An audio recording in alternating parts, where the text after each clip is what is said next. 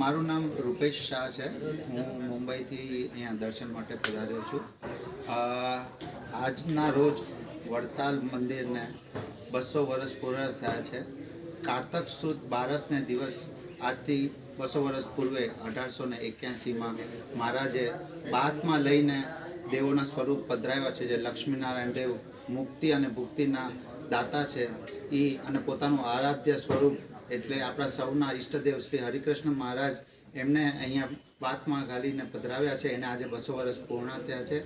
અને મંદિર થયું એની પૂર્વે અહીંયા જ્ઞાનબાગ જે વાડી હતી ત્યાં મહારાજ અનેક વખત અહીંયા સંતો હરિભક્તોની સાથે પધારતા।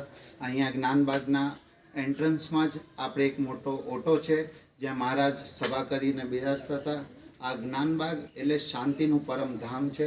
અહીંયા પૂજ્ય કાનજી ભગત અને લાલજી ભગતે અહીંયા ખૂબ જ સરસ જાળવણી કરી છે।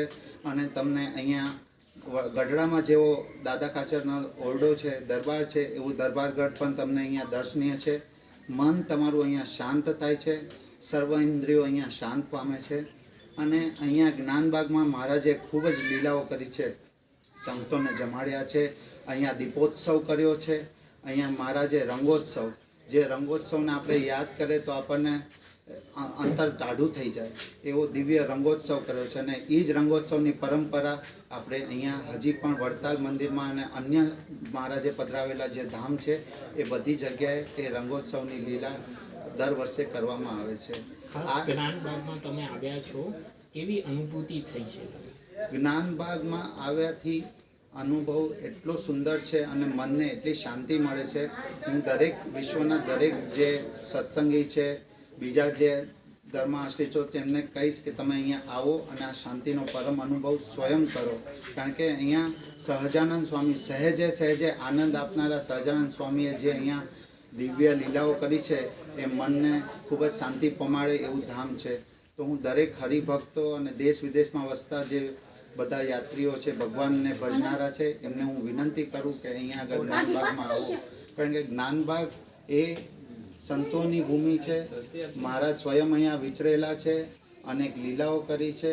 જ્ઞાનબાગમાં અહીંયા જે હરિભક્તો અને જે ચિત્રકારોએ મહારાજના જે આબેહૂબ જે લીલાઓ વર્ણન એવા ચિત્રો, એનું અહીંયા આગળ દિવ્ય દર્શન થાય છે।